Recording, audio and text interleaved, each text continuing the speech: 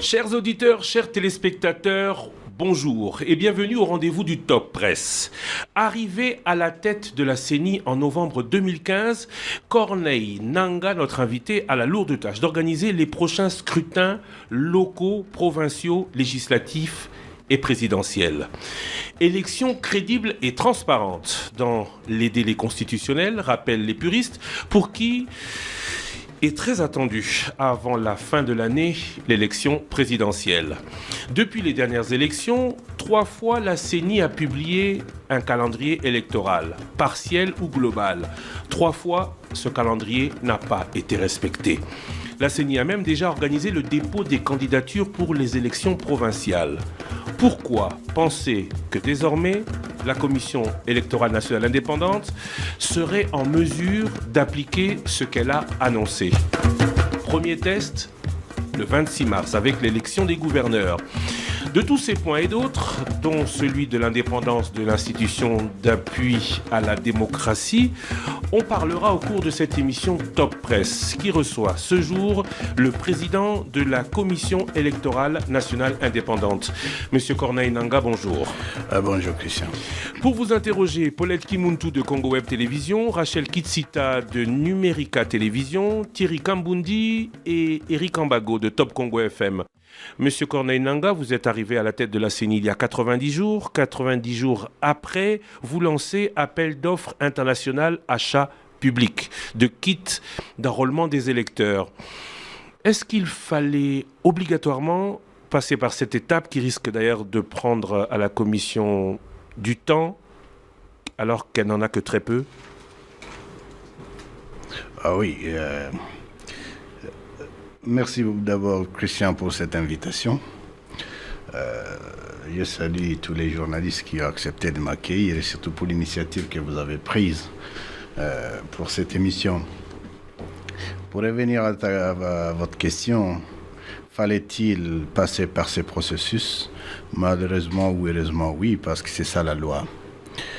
Vous vous souvenez certainement qu'il y a quelques jours, le gouvernement qui est le financier des élections avait exigé que pour toutes les acquisitions de la Commission électorale nationale indépendante, nous fassions respecter la loi sur la passation des marchés. Et c'est de là qu'il est question. La CENI ne fait qu'exécuter la loi.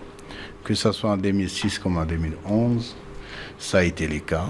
L'acquisition des matériels est passée par l'appel d'offres international et c'est ce que nous venons de faire. Thierry Kambundi, Top Congo FM. Monsieur Corneille Nangaa, tout le matériel que la CENI a acheté en 2006 et en 2011 est hors usage et donc vous ne pourrez pas l'utiliser. Non, je n'ai pas dit qu'il est hors usage. D'abord, je vais vous dire qu'en 2006, 10 000 kits d'enrôlement avaient été acquis par la CENI. Et ces 10 000 kits ont été utilisés pour enrôler 25 millions d'électeurs. En 2011, parce qu'on a reconduit les mêmes fournisseurs, 9 835 autres kits avaient été achetés, auxquels on a reconditionné ou bien on a fait le recyclage des matériels achetés en 2006, si bien qu'on a utilisé en tout pour tout en 2011 14 400 kits d'enrôlement. Aujourd'hui, la plupart de ces kits sont plus ou moins ramassés et entreposés au niveau de nos entrepôts. Mais ils sont des kits qui sont tels qu'il y a une partie, il y a 4000 qui sont reconditionnés, qui pourront être utilisés. Mais il y a d'autres qui ne le sont plus ou qui sont déjà hors usage. Mais tous ces matériels, même à vide, sont plus ou moins conditionnés et entreposés. J'ai quelques questions pratiques par rapport à votre appel d'offres. D'abord, sa durée. Il va prendre combien de temps, votre appel d'offres? La durée, disons, notre appel d'offres va prendre, conformément à la loi, normalement, parce qu'il faut le dire qu'avant de lancer l'appel d'offres, il y a des travaux en amont. Ces travaux en amont, c'est qu'avec la Direction générale des contrôles des marchés publics, nous travaillons et nous présentons ce qu'on appelle les plans de passation des marchés. un PPM. Dès que nous présentons ces plans de passation, la direction générale nous octroie un avis de non-objection. Le document lui-même d'appel d'offres, nous les préparons en amont. C'est ce que nous avons fait avec les experts du BCECO. Cet avis, ce document est aussi soumis à l'avis de non-objection de la Direction générale des contrôles de marché. C'est ce qui a été fait. Et donc, le mardi, c'était le mercredi 10 février dernier, on nous a octroyé les 2 avis de non-objection. Ces 2 avis de non-objection nous ont donc donné la possibilité maintenant d'ouvrir ce qu'on appelle l'appel d'offres, de publier l'appel d'offres. C'est ce qui a été fait. Alors, votre question était de savoir combien de temps ça va prendre. Ça, ce ne sont pas des délais de la CENI, d'abord, je l'indique. Ce sont des délais légaux. L'entrée en vigueur du contrat, ça devait partir du 23 mai jusqu'au 23 juin. Soit un délai total de plus ou moins 133 jours. Vous verrez que la livraison, si la livraison intervient 60 jours après l'entrée en vigueur du contrat, ça serait aux environs du 22 juillet 2016. Ce n'est pas étrange. En 2006, c'était le même processus qui était conduit par le PNUD. Il a pris il a fait la même durée. En 2011, il a fait la même durée. Ce n'est que la loi, ça, ce n'est pas un problème de la CENI. Le problème, c'est que le pays est soumis à une contrainte de temps. Le sénateur Joly, qui vous a précédé sur cette chaise, demandait à la CENI, parce qu'ils l'ont fait d'une certaine manière en 2011, de soumettre, en lançant cet appel d'offres, aux constructeurs des kits certaines contraintes pour qu'ils puissent aller un peu vite en besogne afin que l'on gagne du temps par rapport au calendrier, par rapport à cette année électorale. Est-ce que vous avez tenu compte de cela notamment? Oui. D'abord, je respecte l'avis du professeur Joly qui parle en tant qu'acteur politique. C'est d'autant plus intéressant. Et ancien vice-président de la CENI. Bien qu'acteur politique, c'est un ancien vice-président de la CENI. Donc il parle en connaissance de cause. Il parle en connaissance des causes, mais c'est un débat républicain qui fait avancer la démocratie. Mais ici, nous vous disons que la CENI, conformément à l'article 211 de la Constitution, a la seule institution qui a en charge l'organisation des élections. Nous vous donnons ces chiffres, et si vous voulez revenir sur le moment qu'a passé le pasteur Joly à la CENI, je peux vous en donner.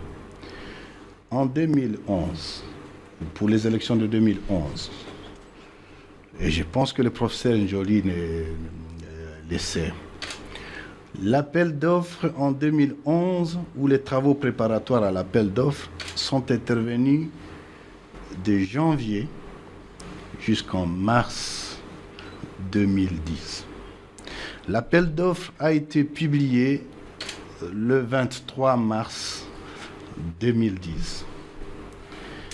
Les contrats ont été signés et la livraison des matériels a commencé en juillet 2010. Si bien que la collecte des données est intervenue encore, alors que c'était encore la CI. La collecte des données est intervenue à partir de septembre.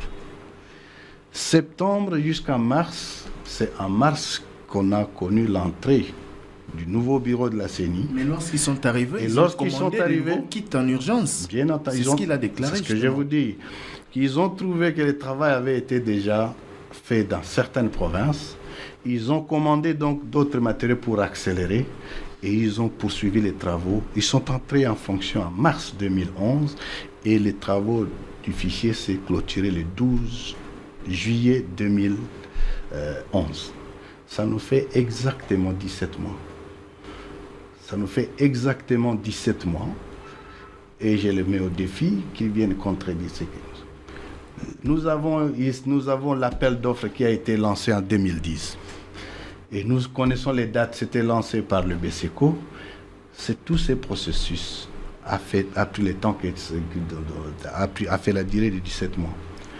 Y a-t-il possibilité qu'on revienne, qu'on fasse moins de temps que 17 mois? C'est possible.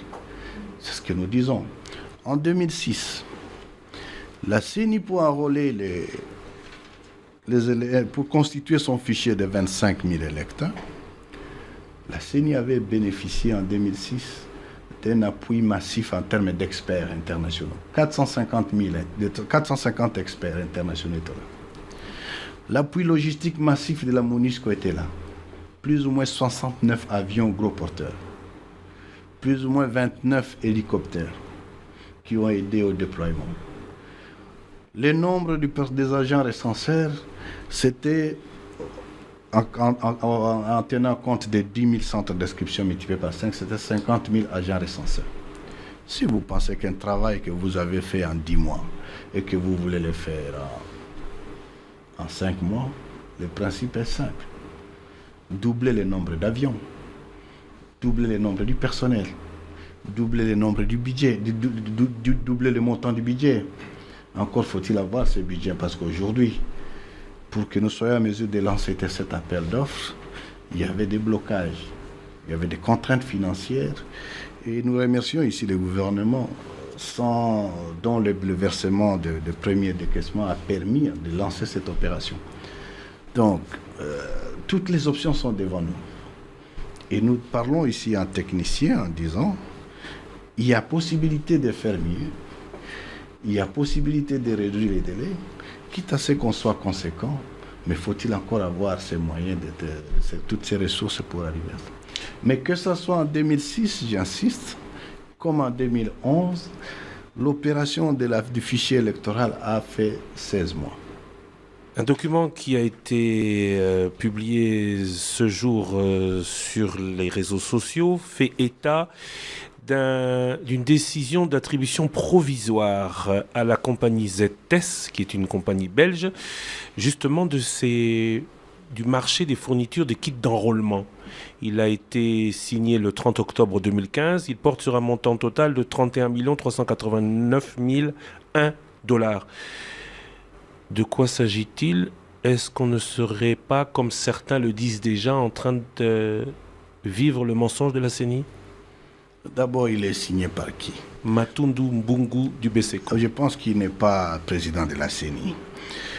Deuxièmement, je suis le président de la CENI. Je suis entré en fonction le 20 novembre. Je n'ai jamais vu ces documents. Bien plus, un tel document ou un contrat pareil doit, conformément à la loi organique de la CENI, un contrat pareil doit faire objet d'un débat en plénière et validé en plénière, adopté en plénière de la CENI. Je n'ai pas connaissance, j'ai vu tous les procès-verbaux, même ceux qui étaient là avant mon investiture comme président. Je n'ai jamais vu un procès-verbal qui indique qu'il y a eu un débat sur un tel contrat. Bon, donc c'est un contrat qui n'engage pas la CENI. Donc ce serait le BCECO qui attribue des marchés sans la CENI, le même BCECO qui va exécuter l'appel d'offres que vous avez lancé le 10 février. Nous n'avons pas une cellule de passation des marchés au sein de la CENI. Jusque-là, il est en cours de constitution. Et si bien que pour les différents marchés, nous faisons recours aux structures qui sont en place et le BCECO est la structure la mieux indiquée pour ce faire. C'est-à-dire qu'il y a eu probablement une entorse sur la démarche pour dire que la CENI, qui est l'autorité contractante de ces marchés, ne connaît pas ces contrats. Donc ça n'engage pas la CENI. Et nous avons eu des correspondances avec le BCECO pour éclairer sur ces questions. Et je pense que les choses sont très claires. Paulette Kimuntu, Congo Web Télévision. Bonjour, M. Corneille Nangaa. Bonjour, Paulette. C'est vrai que la CENI est un organe éminemment technique, mais qu'on le veuille ou pas, la politique, on en parle. Je vous pose carrément la question, est-ce que la population congolaise peut avoir confiance en Corneille Nangaa? Est-ce que Corneille Nangaa ne subit-il pas des pressions, des injonctions de la part de ces mêmes politiques? Non seulement les pressions des politiques. La CENI est une institution technique, mais nous gérons des passions politiques. La pression vient de toutes parts, de la population elle-même. Déjà, quand on sait qu'elle va se fâcher, elle peut se fâcher, c'est une pression sur nous. Du gouvernement, qui doit financer, il a un intérêt Vous savez que non, là, au processus électoral, il y a beaucoup de parties prenantes, dont le gouvernement. Il a un intérêt, comme celui qui finance, il a tout intérêt à savoir comment ça va se passer. Et c'est une pression sur la CENI. Aux acteurs politiques, chacun, suivant ce qu'il veut avoir, chaque acteur politique nous fait pression. Même la communauté internationale. Ne pensez pas que lorsqu'ils sont intéressés, ils sont intéressés. Il y a bien entendu, même les opérateurs économiques. Quand nous lançons un appel d'offres comme celui-ci, ce sont des affaires. Ceux de ces entreprises qui veulent gagner les marchés, ce sont des pressions. Ils seront combien à soumissionner? Mais on aura besoin d'un seul fournisseur. La pression vient effectivement de tous bords. La question, c'est de dire, doivent-ils nous faire confiance? Je pense qu'ils ont tout intérêt à ce qu'ils nous fassent confiance. On nous a confié une mission claire.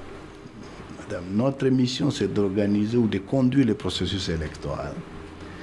La conduite de ces processus fait face à certains défis que nous soulevons et que nous présentons, mais nous avons la charge de faire en sorte que nous relevions ces défis pour arriver à ce que nous attendons tous. Ce que nous attendons tous, y compris la CENI, parce que je suis aussi congolais, c'est qu'on arrive à organiser ces élections. Mais pour organiser ces élections, il y a des préalables. Le jour des scrutins, le jour que nous attendons, qu'on appelle le jour des scrutins, est tributaire de certaines activités en amont. Nous reviendrons certainement sur ces points, mais nous sommes là pour partager tous ces préalables. Par rapport au calendrier, les politiques, moi je reste dans ce sillage des politiques. Beaucoup de politiques, depuis la publication d'ailleurs de ce calendrier pour l'élection des gouverneurs, ne sont pas du tout contents. Il y a même une frange qui dit qu'ils ne sont pas contents de ce calendrier, que c'est aussi que ça ne va pas. Toujours quand on publie quelque chose, les politiques disent toujours que ça ne va pas. Est-ce que la tripartite, est-ce que vous avez consulté les politiques pour mettre en place ces calendriers ou vous avez travaillé seul? Pour l'État-il déjà trouvé quelque chose qui met l'unanimité dans ce pays? Non. Nous disons, pour le moment, nous étions sous les coups d'un arrêt de la Cour constitutionnelle. C'est une institution de la République qui mérite respect. La Cour constitutionnelle nous a donné 2 devoirs. Le premier devoir était d'évaluer notre calendrier global. Le deuxième devoir était d'organiser avant toute élection provinciale l'élection des gouverneurs et des vice-gouverneurs. Pour ce faire, nous étions butés à 2 obstacles. Le premier obstacle, c'était que le gouvernement qui finance avait dit qu'il n'avait pas de moyens. Sans moyens, nous ne pouvons pas organiser l'élection. Le deuxième obstacle, c'est que l'installation des bureaux définitifs des différentes assemblées provinciales concernées était encore tributaire de l'avis de conformité de règlement intérieur par la Cour constitutionnelle. Il y a 2 jours, nous avons été saisis par la Cour pour dire que tous les 21 provinces ou toutes les assemblées provinciales ont vu leur règlement intérieur validé par la Cour.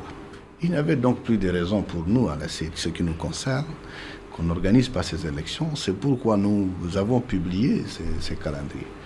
Il est normal que ce que nous apprenons une telle décision, ça ne va pas plaire à tout le monde. Mais en même temps, nous disons, si nous voulons des élections, je pense qu'il est indiqué qu'on garantisse la CENI d'agir dans son indépendance. Et c'est ce que nous avons fait en publiant ces calendriers pour l'élection des gouverneurs. Les gens se posent la question, est-ce qu'on ne pouvait pas commencer par l'élection des députés provinciaux avant de faire l'élection des gouverneurs? Parce qu'on se pose la question, qui va élire ces gouverneurs? De quelle assemblée provinciale s'agirait-elle pour élire les gouverneurs? Donc, ici, nous faisons la combinaison de plusieurs lois pour arriver à... Il y a bien entendu la Constitution qui demande à ce qu'il n'y ait pas de commissaires spéciaux. La Constitution demande qu'il y ait élection des gouverneurs. Il y a bien entendu la loi de programmation qui a consacré plus ou moins le démembrement de certaines provinces. Ensuite, il y a la loi électorale. La combinaison de toutes ces lois fait que l'électorat pour les gouverneurs, ce n'est pas la population, ce n'est pas les électeurs. On les appelle des grands électeurs, ce sont les membres des assemblées provinciales. Et conformément à la loi de programmation, l'électorat pour les gouverneurs reste les députés provinciaux, malheureusement élus en 2006. Sont-ils légitimes, légaux? Je ne sais pas moi quoi, ça ne va pas poser problème. Là n'est pas le problème. Vous risquez de me demander est-ce que le Sénat est légal. Vous risquez de me demander les gouverneurs qui ont été élus depuis 2006 sont-ils légaux? Bon, tout ça, ce sont des questions, ce sont des faits. Nous allons en discuter parce qu'on aurait dit d'ailleurs commencer par là pour qu'on sache l'environnement dans lequel nous évoluons. Donc, l'électorat reste celui-là. Sont-ils légaux? Oui. Et c'est-il légitime? Je n'en sais rien.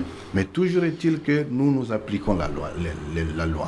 Et les lois dont je fais mention indiquent aujourd'hui que la CENI organise ces élections. Alors, qui sont les électeurs pour ces élections de gouverneurs? Ce sont les députés provinciaux qui sont hors mandat. Qui sont dans les 21 nouvelles provinces et qui vont donc siéger pour élire. Et la procédure, c'est qu'ils avaient déjà installé les bureaux provisoires. Ils ont adopté des règlements intérieurs qui étaient envoyés à la Cour pour avis de conformité à la Constitution. Après ces avis, ils doivent installer les différents bureaux définitifs. Et conformément à l'article 168 de la loi électorale, il est question pour la CENI d'organiser ces élections dans tout au plus 21 jours après l'installation des bureaux définitifs. C'est ce que nous avons décliné dans ces calendriers. Nous serons prêts pour en discuter. Éric Ambago, Top Congo FM. Corneille Nangaa, la phase 1, la première phase de la procédure pour l'acquisition des kits, selon nos informations, pourrait durer au moins 6 mois. Et le reste, le déploiement du matériel, tout cela, ça veut dire clairement, vous êtes là, président de la CENI, il n'y a pas élection présidentielle et législative en 2016. Non, ce n'est pas ce que j'ai dit. 2016, c'est une année électorale. Pas présidentielle, pas de législative. J'ai dit 2016 est une année électorale. Qu'est-ce que ça veut dire? Ça veut dire, quand vous parlez de l'élection, l'opinion, tout le monde voit le jour des scrutins. Ce n'est qu'un jour. Et pour arriver à ces jours, je disais à Paulette, que ces jours-là est tributaire de beaucoup d'activités en amont. Monsieur le Président, moi je vais vous poser une question très claire. Bien. Vous étiez au Sénat l'année dernière et vous aviez déclaré qu'il est possible, avec le fichier actuel, d'organiser l'élection des députés provinciaux. Voilà pourquoi on a lancé le dépôt des candidatures. Oui. De l'autre côté, il y a le président de l'ONIP, dont on ne connaît pas l'adresse aujourd'hui, M. Loumanou, qui a dit qu'en 3 mois, on pourrait réaliser le recensement de la population avec les nouvelles technologies de l'information et de la communication. Aujourd'hui, vous nous étalez un délai de 17 mois, alors qu'on a dit 3 mois pour le recensement de la population. Qui a menti? Vous avez menti ou c'est Loumanou qui a menti? Non, d'abord, je ne réponds pas de ce que le professeur Loumanou a dit. Il a dit en tant que DG de l'ONIP. Ce n'est pas la CENI de parler de... Le recensement, c'est plus fastidieux que l'enrôlement des électeurs, non? Non. 3 mois, et vous parlez de 17 mois, c'est vous qui tirez les choses en longueur, apparemment. Je pense que vous allez me laisser peut-être le temps de vous dire ce qui est derrière tout ça. Parce que nous faisons des fois, c'est quoi? Au Congo, on fait c'est un peu une sorte de politique d'Autriche, malheureusement. Pourquoi devons-nous parler de la révision du fichier électoral en 2016 alors qu'on aurait dû avoir déjà un registre d'état civil? Mais les faits sont que en 2005, on a constitué un fichier électoral parce qu'il n'y avait pas un registre d'état civil. En 2011, malheureusement, on a fait la révision du fichier électoral parce qu'il n'y avait toujours pas encore l'état civil. En 2016, nous sommes en train de faire la même chose. En 2015, un débat avait eu lieu pour se dire, faut-il faire le recensement avant l'élection ou pas? Vous connaissez ce que ça a donné. On a dit on ne veut pas du recensement. Si le recensement il y avait, s'il y avait un registre d'état civil, on ne parlerait plus de ceci. S'il y avait un registre d'état civil... Quelqu'un a menti. Personne n'a menti, surtout moi je n'ai pas menti. Si on a un registre d'état civil, la CENI viendrait extraire un fichier, les listes électorales, et qu'on imprimerait, on irait au vote. On parlerait facilement de les constitutionnels, on viendrait, on extrait et on n'a pas de problème. Mais le problème aujourd'hui, c'est la question du fichier. Tenez, le fichier de 2015, de 2011, la CENI avait planifié d'organiser les élections provinciales avec ce fichier en 2015. Ces élections n'étant plus organisées en 2015, vous pensez que vous allez aller aux élections avec ce fichier sans les nouveaux majeurs, avec les morts qui sont dans ces fichiers, avec ce que nous savons que non, les matériels ont traversé la frontière du Congo et que les cartes sont en train d'être imprimées en dehors du circuit normal de la CENI. Toutes ces considérations font que, ok, qu'est-ce qu'il faut faire? Mais vois-tu, je l'avais dit encore il y a 2 jours, vous voyez la CENI en train d'installer un bureau de vote à côté de l'université de Kinshasa, tout en sachant, en convoquant l'électorat, en sachant que ces jeunes gens-là, nos amis des étudiants, ne sont pas sur la liste. Ça va donner quoi? 2. La question du fichier est une question fondamentale.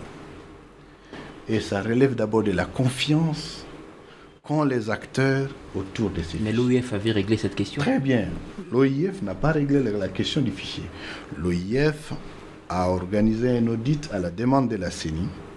Et je peux vous dire que cet audit a été transparent parce qu'on participait comme observateurs les délégués de la majorité présidentielle, délégués de l'opposition parlementaire et de l'opposition extra-parlementaire, délégués de la société civile. À la présentation du rapport de l'audit, vous savez ce qu'ils ont dit? Les acteurs, celui de la majorité a dit le fichier actuel est un fichier corrompu. On ne peut pas aller aux élections avec ce fichier. Celui de son homologue de l'opposition a dit le fichier actuel est un fichier infecté. On ne peut pas aller aux élections avec ça. C'est une réalité.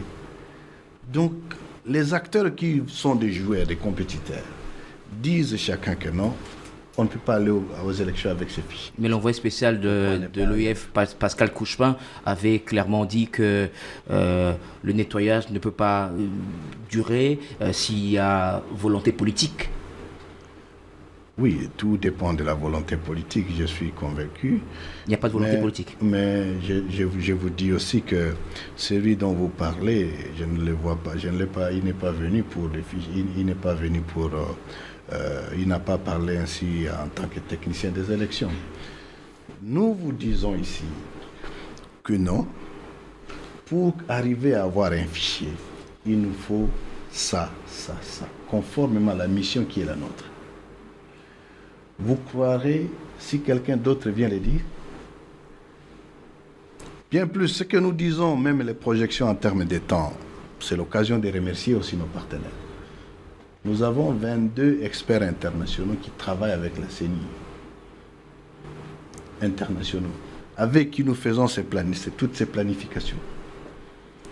La question est de dire, doit-on donner la nouvelle carte, la carte électorale à tout le monde ou rien qu'à ceux qui ne sont pas dans les fichiers? À cette question, nous disons, il y a 2 problèmes majeurs qu'il faut soulever.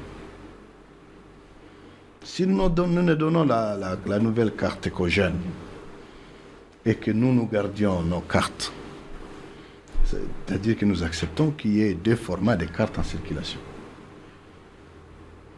Sur ma carte, c'est écrit province d'origine, province orientale. La nouvelle carte a donné,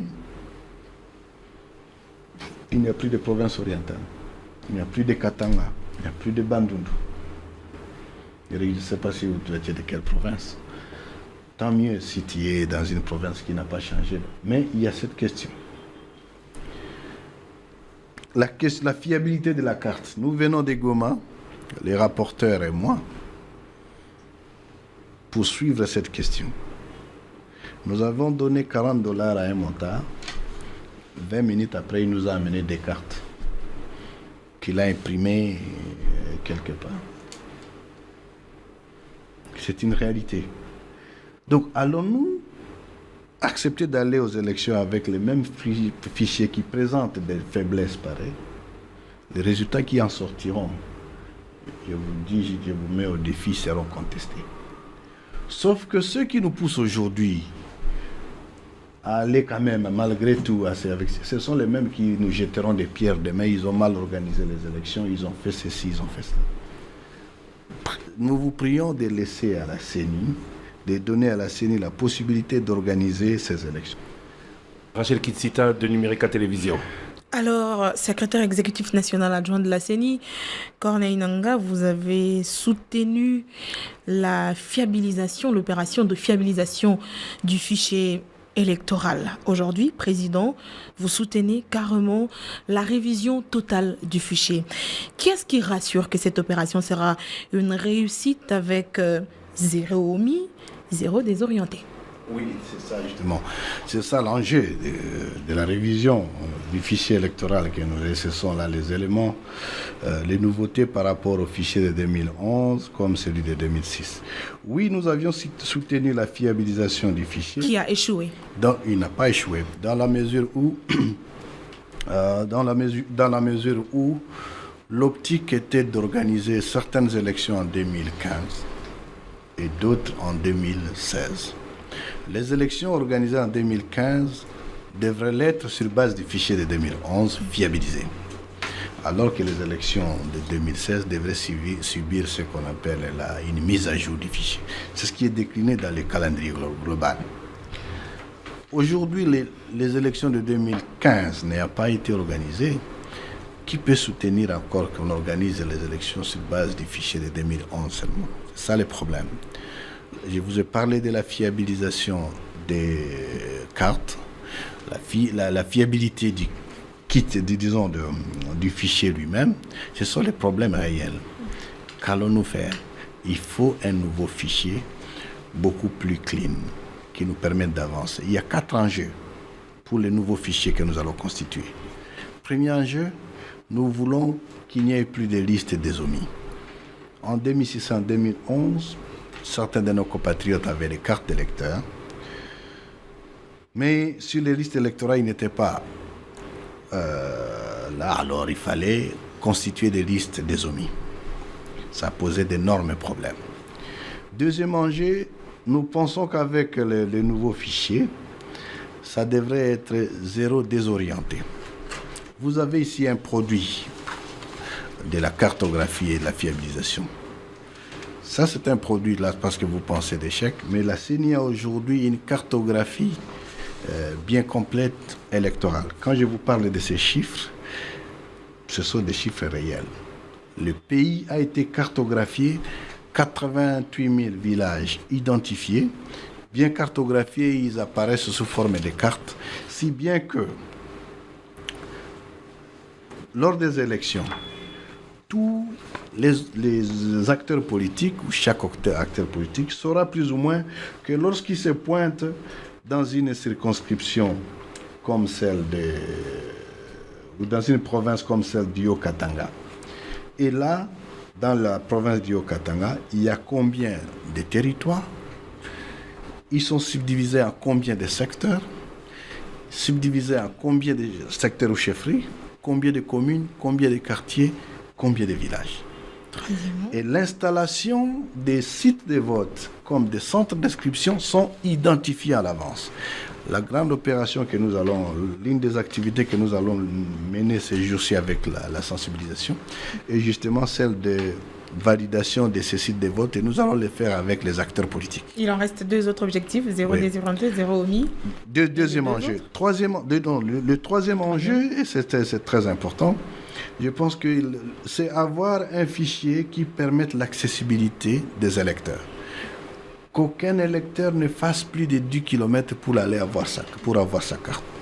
Et le dernier enjeu, je pense le plus important, c'est que le fichier devra être prêt à prendre en charge tous les scrutins. Tous les 9 scrutins prévus par le cadre légal congolais, même les locales. Je vous dirais que que ce soit le fichier de 2006 comme celui de 2011, aucun de ces fichiers ne pouvait organiser les élections locales. Ce n'est pas de la faute de la CENI. Je dis c'est parce qu'il y avait la question des entités qui n'étaient pas stabilisées. Et pour obtenir ce fichier clean, il vous faut entre 14 mois et 17 mois. Ça veut dire on est dans un glissement technique, monsieur Corneille Nangaa. Vous allez nous dire que c'est l'année électorale. Non, bon, dans tous les cas, moi, d'abord, les mots dont vous parlez... Un dépassement technique, si vous voulez. Je ne sais pas de quoi... Disons dépassement technique. Non, pas un dépassement technique. Ici, ce sont des contraintes techniques qui imposent que pour avoir les fichiers, il me faut un délai minimum de temps. Et la CENI est claire là-dessus en disant, si vous voulez qu'on les fasse en 2 mois, il y a d'autres contraintes. Mais ça m'étonnerait quand même. Mais les délais tels que nous les donnons, je n'ai pas parlé de 13 mois ou autre, mais je vous ai donné des... Ça viendra. De toute façon, vous êtes en train de préparer la population congolaise à accepter le 14 mois, entre 14 et 17 mois.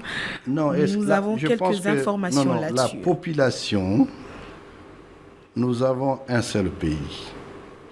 Et la population congolaise s'est fait un mode de gouvernance, la démocratie.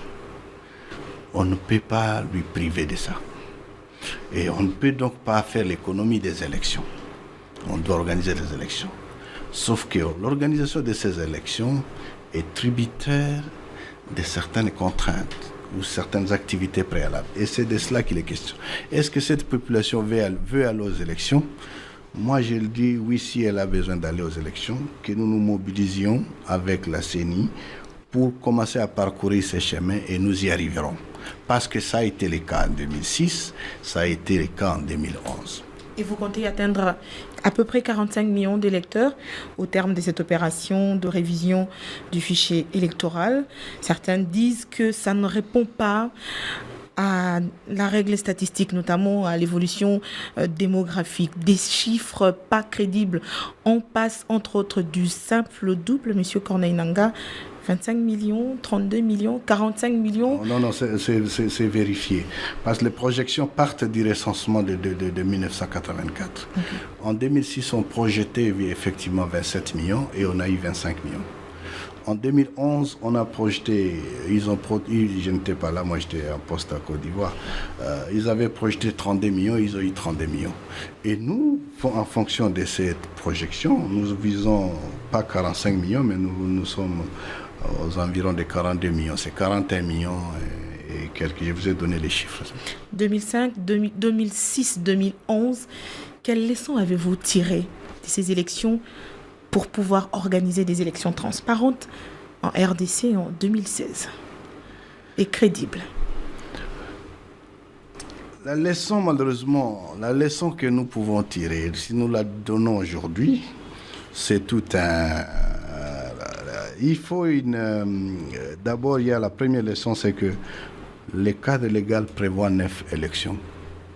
En 2005, on a organisé 5 sur 11. Donc le cadre prévoit 11 élections. En 2005, on a organisé 5 sur 11.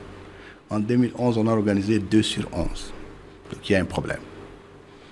La leçon à tirer serait que donc, il faut de vraies réformes électorales qui permettront à ce que nous soyons réalistes en termes de nombre d'élections ou en changeant d'autres les modes de scrutin ou en faisant. Mais aujourd'hui, on ne peut plus parler de réformes parce que le débat est biaisé aujourd'hui.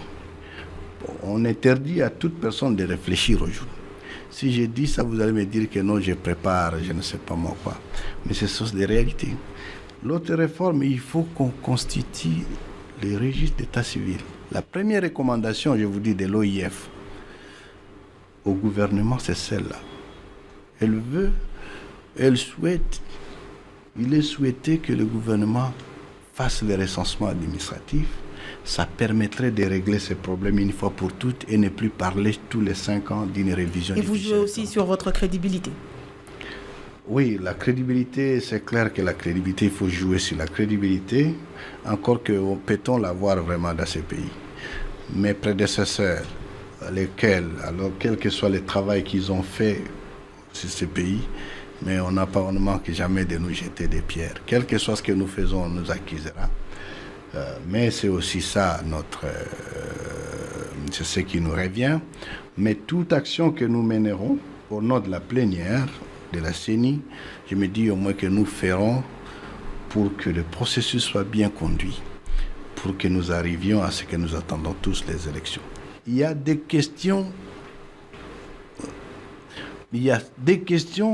il faut qu'on les dise, qui ne dépendent pas de la CENI. Il y a des questions qui dépendent de la CENI. Nous prenons en charge ces questions et c'est entre autres ce que nous sommes en train de faire. Mais je vous dis qu'il y a aussi des questions qui dépendent d'autres institutions. Nous les mettrons à la place publique pour dire que le responsable c'est tel ou tel. Mais il y a aussi des questions qui dépendent des acteurs politiques. Je pense que pour cela, il faut qu'ils s'arrangent à ce que ces questions soient résolues parce qu'ils peuvent être un blocage pour que nous avancions dans ce que nous sommes en train d'envisager. Justement, M. Corneille Nangaa, ces questions qui concernent ces hommes politiques, plutôt que de la révision du fichier pour avoir les élections dans les délais constitutionnels, comme beaucoup parlent, comme beaucoup disent, est-ce que la CENI aujourd'hui pourrait revenir en cas d'accord entre politiques à des élections organisées cette année avec le précédent fichier? Trouvez-nous cet accord, nous irons avec ces fichiers. À ce moment-là, le délai constitutionnel tant recherché par beaucoup serait respecté. Encore qu'il faut d'abord qu'on dise quel est ce délai constitutionnel. Je voudrais faire une précision. La question des délais constitutionnels est organisée par la Constitution et la loi électorale. Ce sont les dispositions, disons l'article 73 de la Constitution qui est complété par l'article 11 et 100 de la loi électorale qui dit que la CENI convoque l'électorat 90 jours avant la fin du mandat du président en exercice. C'est ce qui est prévu dans le calendrier global qui n'a pas été exécuté. Et la convocation de l'électorat dans ce calendrier est prévue le 20 septembre 2016. Ce que je constate, c'est que la Constitution n'a pas changé. Ce que je dis aussi est que la CENI n'est pas là pour violer la Constitution. Cependant, il se pose un problème, l'électorat. Il est question de convoquer l'électorat. Faut-il encore avoir cet électorat? L'électorat, c'est justement les fichiers. Justement pour Quand ça. je vous dis que les acteurs politiques, personne n'est prêt à aller aux élections avec les fichiers actuels, ça veut dire qu'il n'y a plus d'électorat. Ce que nous sommes en train de faire, c'est constituer l'électorat. Une fois que nous aurons cet électorat, nous allons convoquer l'électorat. C'est d'où ma question. Si les politiques arrivent à s'entendre sur l'utilisation du précédent fichier, la CENI sera en ordre de bataille. Bon, qu'ils s'attendent sur ça, la CENI sera en ordre de bataille. Ce sont des questions politiques majeures, des options politiques majeures qu'il faut prendre, que la CENI ne peut pas prendre. Il y a plus que ça. Certains nous demandent, mais la question de l'élection de la diaspora, parce que c'est une autre complexité que nous ne savons pas encore. Il va falloir que nous inscrivions aussi sur les listes électorales la diaspora, nos compatriotes qui vivent à l'étranger. La loi électorale permet aujourd'hui que nos compatriotes votent. Il faut les inscrire. Il y a des complexités autour de ça. Mais il y a des voix qui s'élèvent déjà à certains acteurs politiques qui disent « Non, M. Corneille, c'est tellement complexe, est-ce qu'on ne peut pas mettre seulement à côté la question de la diaspora pour que nous avancions parce qu'on veut gagner du temps ?» Oui, ça n'est pas la CENI. Ça, ce sont encore les acteurs politiques. Ce sont les acteurs politiques qui doivent s'asseoir et se dire « Ok, faisons ceci, nous agirons. Mais ils étaient justement en train de s'asseoir chez vous. La tripartite, c'est chez vous, c'est à CENI. Oui. Où en est-on? On parle de dialogue, oui, mais si ce n'est que pour parler, comme ce n'est que pour parler de questions électorales, en quoi cette tripartite a failli? En quoi cette tripartite n'arrive pas à résoudre tous ces problèmes-là, ou éventuellement à poser cette option, utilisons le précédent fichier, si on veut être dans les délais? Non, la tripartite, d'abord je vous dis que dans la tripartite, c'était une initiative de la CENI qui regroupait la majorité et l'opposition au nombre de 16 autour de la CENI, discuter de certains électorats. Vous comprendrez qu'il y a des limites, parce que même quand on discute de ces questions, il n'y a pas que des questions techniques, il y a des questions politiques. Mais la tripartite avait eu du succès et nous avons assisté plus ou moins. Mais ce qui s'est passé pour la tripartite, c'est quoi? D'abord, ce n'est pas que la CENI ne veut pas la convoquer. Avant que la CENI la convoque, elle veut s'assurer que non, effectivement, on arriverait à... C'est à quoi on veut arriver. Ce qui s'est passé, c'est que le premier jour, pour la tripartite, nous avions eu 16 représentants de l'opposition, 16 représentants de la majorité autour de la CENI. L'abbé Apollinaire, à qui je rends hommage, est intervenu à partir de l'étranger pour cette réunion. La deuxième réunion qui était convoquée à la suite de la première, la majorité, ils sont arrivés au nombre de 11 au lieu de 16, et l'opposition, ils sont arrivés au nombre de 53 au lieu de 16. Ça a créé un problème. On a assisté d'abord à celle de l'opposition elle-même, les gens qui écrivent pourquoi les gens ne respectent pas les principes et comme ça. Et pour la CENI, évidemment pour la majorité, ils en ont profité pour dire qu'ils ne peuvent pas continuer à parler, disons, à discuter avec des gens qui ne respectent pas les principes. Bon, ça ce sont des questions politiques, ça ne nous intéresse pas. Mais pour la CENI, la question de savoir qu'est-ce qui s'est passé, pour l'opposition, ils ont dit l'opposition est plus réelle. Avec plusieurs partis, ils ne savent pas qui a désigné les 16 pour les représenter. Du coup, ça a posé ces problèmes. Aujourd'hui, doit-on convoquer cette tripartite? Nous le souhaitons. Mais entre-temps, il faut avoir des garanties que nous aurons tout le monde en respectant les principes. Bien plus, si nous parlons des 16 de la majorité, 16 de l'opposition, en son temps, il faut reconnaître que certains partis qui étaient à l'opposition et comme à la majorité, ils ne sont plus là. Ils ont des représentants qui étaient parmi les 16. Ils ont changé de camp. Soit qu'ils sont allés d'un côté ou... Si nous convoquons aujourd'hui la tripartite, ceux-là vont s'asseoir où? Ce sont des questions réelles. Pour la CENI, c'est bien de trouver un cadre où on devrait quand même se parler de certaines choses. Mais nous disons encore qu'il y a des questions qui resteront en suspens. Mais pour des questions techniques, nous sommes en train d'avancer et nous comptons sur les acteurs politiques pour que nous avancions sans trop de problèmes. Merci Paulette Kimuntu de Congo Web Télévision. Merci à Rachel Kitsita de Numérica TV, à Thierry Kambundi et Eric Ambago de Top Congo FM. Merci à vous, Corneille Nangaa. Malheureusement, nous sommes aussi pris par les délais de l'émission. On ne peut pas déborder. Délai de l'émission. Oui, délai de l'émission. On peut avoir un petit débordement technique. Toute dernière question. Pourquoi pas de calendrier global? Parce que vous attendez la révision du fichier ou, selon la Constitution, la CENI, institution d'appui à la démocratie, ne peut pas publier un calendrier qui déborde les délais constitutionnels? Non. D'abord, la révision du fichier fait partie, est une partie intégrante du calendrier. Nous avons 3 calendriers en souffrance. Le premier a été publié en 2012. Il n'a pas été exécuté. Le deuxième a été publié en 2014 et il était qualifié de partiel parce qu'il ne reprenait que les élections locales. Et il y a eu un tollé qui poussait que la CENI puisse publier un calendrier global. La CENI a publié donc le 12 février un calendrier global. Ce calendrier global pour la CENI, c'est un calendrier qui reprend l'ensemble des scrutins prévus par les cadres légaux. 11 scrutins. Mais pour les acteurs, on a trouvé que non, ce calendrier était trop global. On a réclamé on réclame maintenant un calendrier réaliste.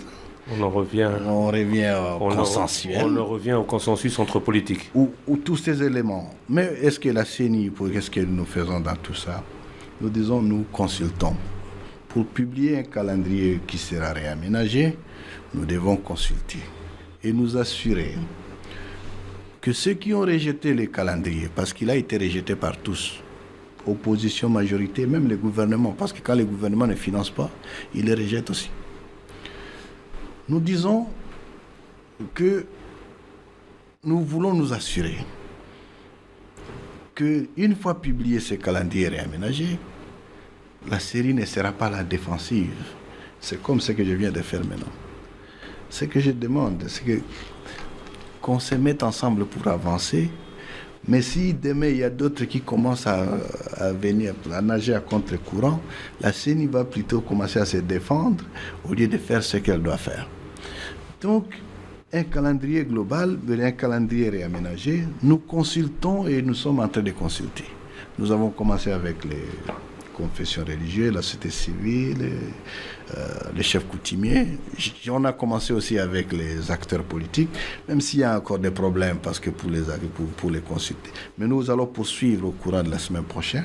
Et une fois que nous aurons des indications claires sur la possibilité, c'est des indications claires qui donneraient que nous pouvons avancer. Maintenant, nous allons publier ces calendriers en bonne et due forme. Merci beaucoup Corneille Nangaa, merci à tous, merci à Mika Loussala et Didi Binsika qui ont permis la réalisation de la version télévision de ce Top Press. Une toute dernière question. Le dialogue, là, il vous aiderait, le dialogue convoqué par le président de la République, vous êtes donc pour? Le dialogue?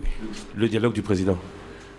Celui qu'on appelle le dialogue du président, l'opposition. Non, pour la CENI, nous avons des éléments techniques sur lesquels nous sommes compétents et nous sommes en train d'avancer.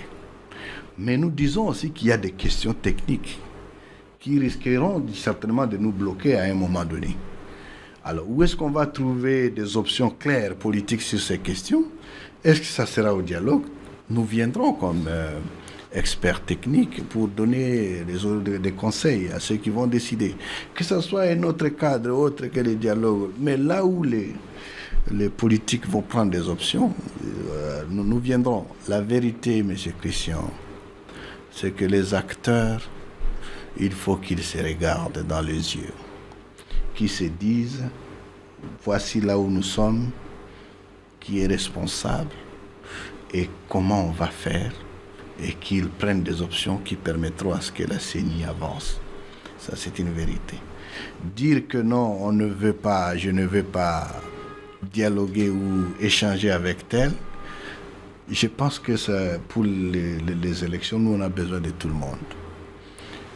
Et bon, ces dialogues ou ces échanges devraient d'ailleurs être permanents. En se disant, toi et moi, nous disons, nous n'allons pas nous parler. La situation va devenir tendue. Si la situation est tendue, il peut y avoir casse. Mais après les casses, toi et moi, nous viendrons encore nous asseoir comment on va atterrir ce que nous avons cassé. Pourquoi ne pas se parler avant qu'il y ait casse? Bon, donc la question des cadres qui nous permettraient de régler nos problèmes politiques, les problèmes politiques qui nous empêcheraient, nous, de bien avancer, c'est un problème. Un exemple, la question d'agencement des élections. Est-ce que vous savez, Christian, nous avons aujourd'hui un Parlement à 2 chambres, dont la chambre basse est élue en 2011 et la chambre haute en 2007. Les amis de la chambre basse, ils me disent, Corneille, nous savons que vous êtes en train de préparer les calendriers. Mais sachez que nous ne partirons pas d'ici si les gens qui sont là depuis 10 ans ne partent pas.